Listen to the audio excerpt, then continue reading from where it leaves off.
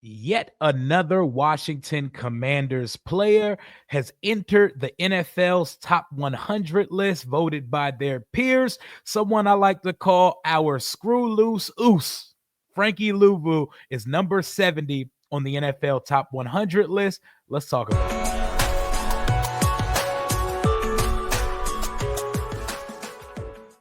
What's going on, Washington Commanders Nation? It's your boy Rio Robinson, back with the latest and greatest on the Rambling with Rio YouTube channel, where we ramble about our Washington Commanders. Today is Monday, July 21st, and it is officially NFL training camp week. Washington will be reporting for training camp tomorrow. Camp will be underway this week. Do not let the distractions of the Mandarin man in the White House or the lack of a Terry McLaurin deal damper your excitement. This is a contending football team entering year 2 of our recalibration with our young fearless franchise quarterback Jaden Daniels. So it is a week to be excited for. Football content, news, notes, and training camp clips to be hitting your timeline full frenzy. It is our time to shine. We made it through another offseason. Give ourselves a hand for that. So we are now through the 70s. We're almost through the 70s we are through the 70s of the top 100 list for 2025 going into the season. And Washington already has its third player on the list. Coming in at number 86 was Laramie Tunsil. New Washington Commander, did his work with the Houston Texans. Number 74 was the OG, the future gold jacket guy, Bobby Wagner himself at 74.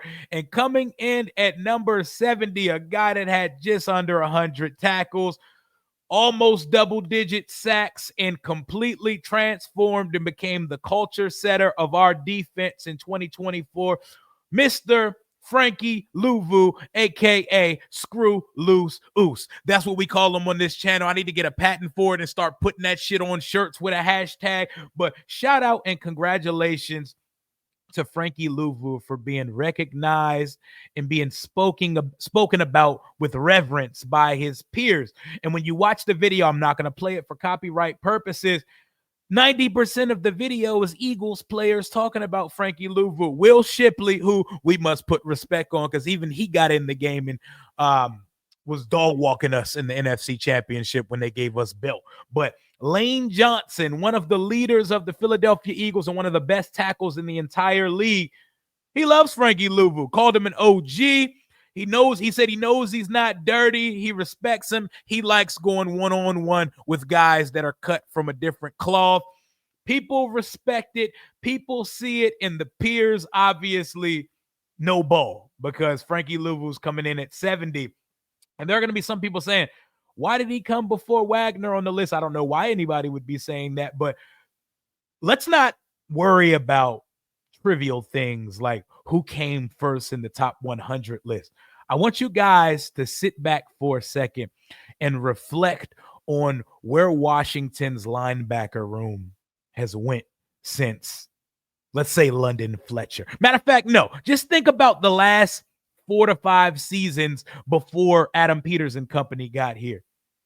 Ron Rivera and Maga Jack wanted no parts of upgrading the position that they both played in the NFL. They were both NFL linebackers and refused to upgrade the position. In comes AP and insert 2 all-pro linebackers, 2 second-team all-pro linebackers off the jump, off rip.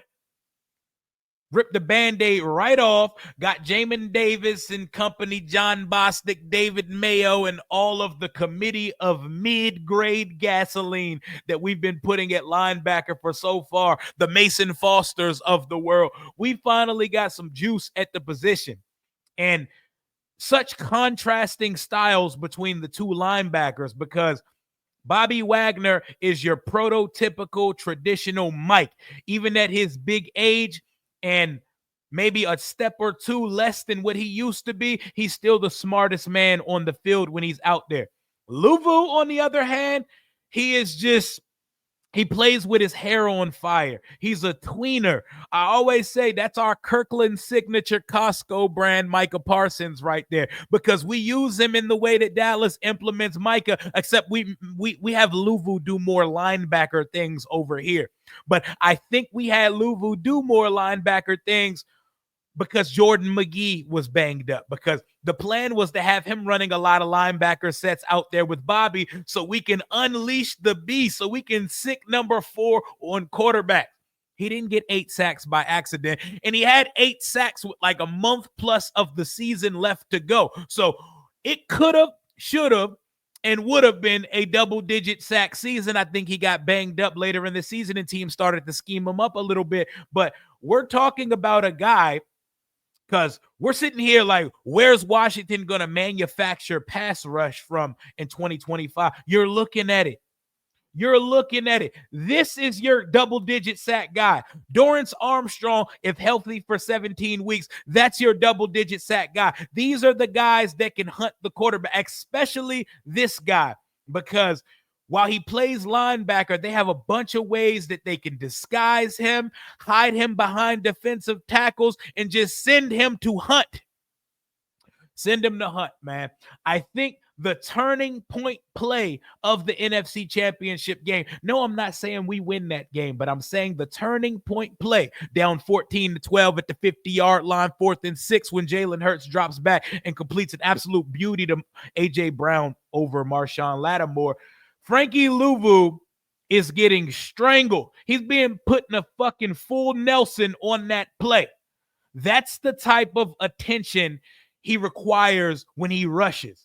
He is our most versatile piece on our defensive side, and that is the heartbeat, the soul, and that is the guy I want breaking down huddles, him and Bobby Wagner. Y'all heard the chant before the Bengals game. Let me get 3 claps and a Ric Flair. Woo! Patia, patia. I love that shit, man.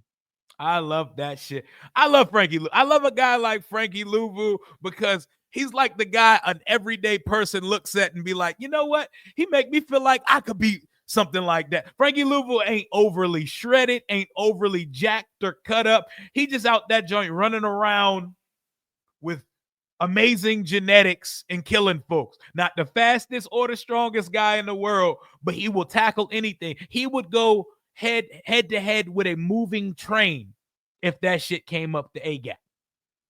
Y'all remember Malik Neighbors' welcome to the NFL moment? He was trying to act like he forgot who tackled him when he was on the Carmelo Anthony and Mero podcast, but we all knew who it was. We remember week 2 when Malik Neighbors thought he was off to the races and Screw Loose Oos came down the field like a demon and laid his shit out. 2005 Madden hit stick Ray Lewis like. Oh, man, we've come so far, man. I remember going to training camp back in Richmond with my boy Jalen Morgan, a.k.a. Bleeding B&G, and watching David Mayo break down the guys between drills and give the motivational speeches at practice. David Mayo? David Mayo probably a little bit better than me. And they had this man leading the room and shit. The Jeff Bostics of the world. Jeff Bostic, my bad. John Bostics of the world. Respect to Jeff Bostic. Jamin Davis in the first round. It's been a show at that position. So to be able to shore it up and to add a versatile piece like Frankie Luvu did all the justice in the world for this defense in 2025. And I am so happy he's on a team that's relevant, unlike the Carolina Panther, so that his good deeds in his production can actually be recognized by his peers, you know? Because I think if he puts that same season together in Carolina, he doesn't make this list because nobody fucking knows that he did it.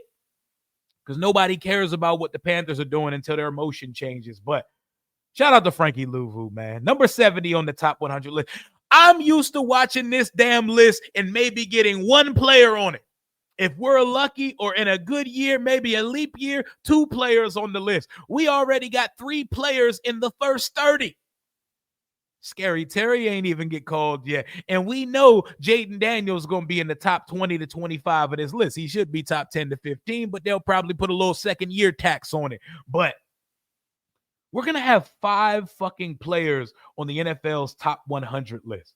Yes, these popularity contests and these recognitions and these things mean something to me because I'm used to watching this the way that I watch college football on Saturday. Impartial, objective, with no fandom because my players aren't on the list. I usually just sit back and enjoy it because it's football content. And I'm usually starving, salivating for any football content I can get around this time of year. But this year, we get to watch every 10 grouping of the top 100 list and seeing, ooh, which commander is going to come off the list next. Laramie Tunzel, Bobby Wagner, Frankie Luvu so far. Terry McLaurin, I would imagine, is there as the second leader in touchdowns last year.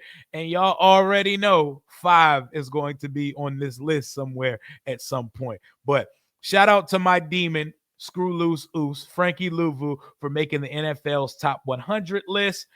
You already know the vibes for this week. Training camp's opening up. AP and DQ presser tomorrow. Do we get a Terry McLaurin extension this week? Are we talking hold out? Are we talking hold in? Second year players who need to prove the most this year, who's the most pressure under, and any training camp updates we get, your boy will be right here running my mouth on this channel. Thank you for rocking with your boy. Let's get this channel up to 20,000 subscribers. We need about 200 more to get to 19, and we need to get to 20 as well. Like, comment, hit your boy up on social media. Hail to the Washington Commanders. Until next time, Commander Rio.